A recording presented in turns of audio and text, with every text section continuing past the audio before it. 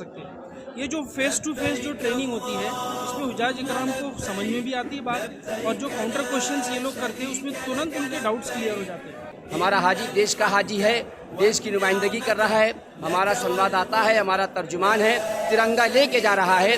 भारत में हमारी बदनामी ना हो और हाजी ऐसा लगे कि भारत सरकार हाजी की सेवा कर रही है, व्यापारीकरण नहीं कर रही है। इसलिए किराया जो बढ़ाया गया है 65,000 बढ़ाया गया है, 73,000 बढ़ाया गया है।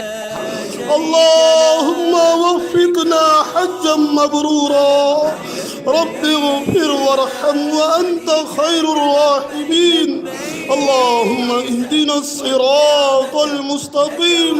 अल्लाहुम्मा रब्बि अइन्ना अला ज़िक्रिका व शुक्रिका व हुस्नि इबादतिक। अल्लाहुम्मा अंसुरिल इस्लाम वल मुस्लिमीन। आप देख रहे हैं BNA 24 उर्दू न्यूज़। नाज़रीन अस्सलामु अलैकुम व रहमतुल्लाहि व बरकातुहू। BNA 24 उर्दू न्यूज़ में फिर एक बार आपका इस्तकबाल है। मैं हूं मोहम्मद ज़ैद अंसारी। हम इस वक्त महाराष्ट्र के नागपुर शहर में मौजूद हैं। Ansar community hall Mominpura Mohammad Ali road पे एक हज तरबियती कैंप खादिमुल हुज्जाज विदर्भ नागपुर के ज़ेरे एहतमाम रखा गया है। अभी जो मंज़र आपके सामने दिख रहा है, हज तरबियती कैंप सुबह 10 बजे से शुरू है और इंशाअल्लाह शाम 5 बजे तक रहेगा। चलिए हम इस वक्त यहाँ के ज़िम्मेदारों से और कुछ हाजी साहिबान से गुफ्तगू करेंगे। हमारे साथ इस वक्त तंजीम खादिमुल हुज्जाज विदर्भ नागपुर के जनरल सेक्रेटरी जनाब अलहाज जावेद अख्तर साहब मौजूद है। आपका BNA 24 उर्दू में इस्तकबाल है। शुक्रिया। तरबियती कैंप का मकसद क्या है? तरबियती कैंप का ऐसा है, जैसे पहले हुज्जाज इकराम जो जाते थे तो वो ऐसा है कि अपने एक देश से दूसरे देश जा रहे हैं, ख़ास तौर से सऊदी, जो अपने हज करने जाते हैं सऊदी अरब, तो वहाँ के कुछ जो उनके जो लॉ है, कानून है, हमारे हाजी उसको फॉलो करना और हमारे हाजियों को ये तरतीब देना है। और हमारा ये मकसद है कि हज के जो अरकान हैं, हज के अरकान हाजी के बिल्कुल सही हो जाए। उनका हज फरीज़ा, जो फरीज़ा इस्लाम का एक अहम रुकन है, जो कि ज़िंदगी में एक बार फ़र्ज़ है।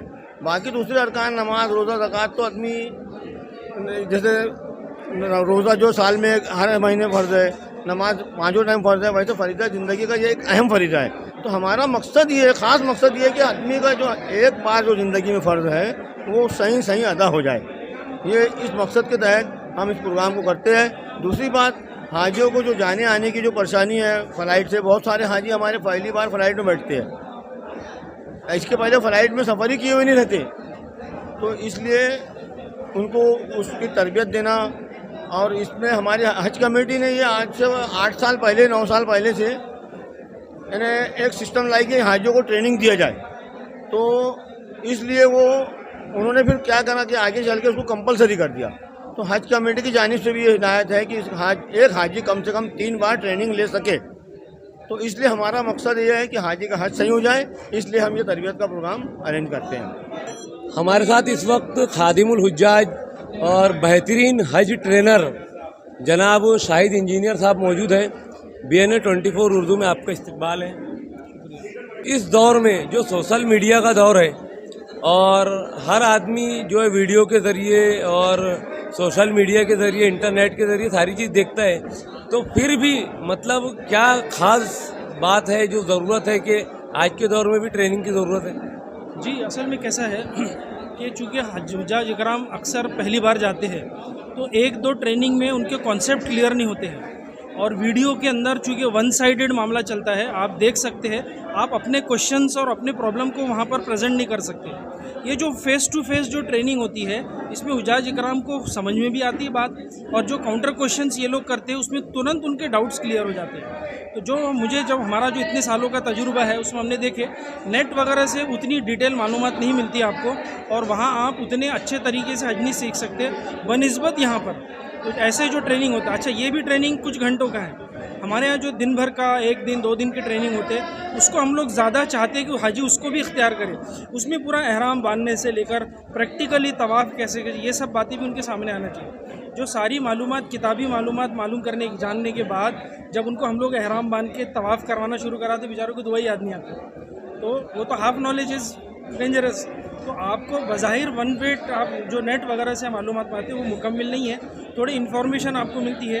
پریکٹیکل ایکچوئل ٹریننگ کے لیے آپ کو اس طریقے جو لائیو جو سیشنز ہوتے ہیں ہم کبھی بھی اس کو فیور میں رہیں گے کہ حاجیوں کو یہ لائیو سیشنز ہونا چاہیے پلس اس کا وقت بڑھانا چاہیے تاکہ اور بھی بہت ساری باتیں جو اس بیچ میں نہیں آ پاتی اگر حجاج کرام زیادہ وقت دے تو ان کو یہاں تک احرام کیسا باندھا جائے طواف پریکٹیکلی کیسا کیا جائے اور باقی جو دوسرے مسائل سے اس کے بارے میں ہم لوگ ڈسکس کر سکتے ہیں. ہمارے ساتھ اس وقت خادم الحجاج نظام الدین انصاری صاحب موجود ہیں. آپ کا BNA 24 اردو میں استقبال ہے. حج کمیٹی مہاراشٹر کا جو ریٹ بڑھا ہے اس وقت تو مہاراشٹر میں ہر جگہ الگ الگ ریٹ ہے, کہیں کم کہیں زیادہ ہے. یعنی ایک حاجی کے اوپر میں کم سے کم 40-45 ہزار روپے کا فرق آ رہا ہے. تو ایسا کیوں؟ دیکھیے جناب, پہلی بار ایسا ہوا ہے کہ بھارت سرکار منسٹری کی طرف سے ہماری مائنورٹیز منسٹری کی طرف سے اور اپنا ودیش منترالیہ کی طرف سے ایئر انڈیا کی طرف سے جو ریٹ آیا ہے حج کمیٹی نے بہت ہمارے حاجیوں پر ایک طرح سے ظلم کیا ہے. تو یہ جو ہے اس کی ہم تحریک چلا رہے ہیں, آندولن چلا رہے ہیں. اور جو ریٹ بڑا ہے ناگپور کا 62,000 ہے اور سانگلی ستارہ اورنگ آباد والوں کا 73,000 ہے. اسی طرح سے بہار میں جو ہے گیا کا وہاں بھی 73,000 ہے. بنارس کا جو ہے 35,000 ریٹ بڑا ہے. گویا پورے انڈیا کے اندر میں ریٹ بڑھایا گیا ہے. ہم یہ بھارت سرکار سے مانگ کرتے ہیں ہماری تنظیم خادم الحجاج کی جانب سے حاجی صاحبان کو سہولت دی جائے, کرائے میں رعایت دی جائے اور انشاءاللہ اگر رعایت نہیں ملی تو ہمارا آندولن بھی اس طرح جاری رہے گا.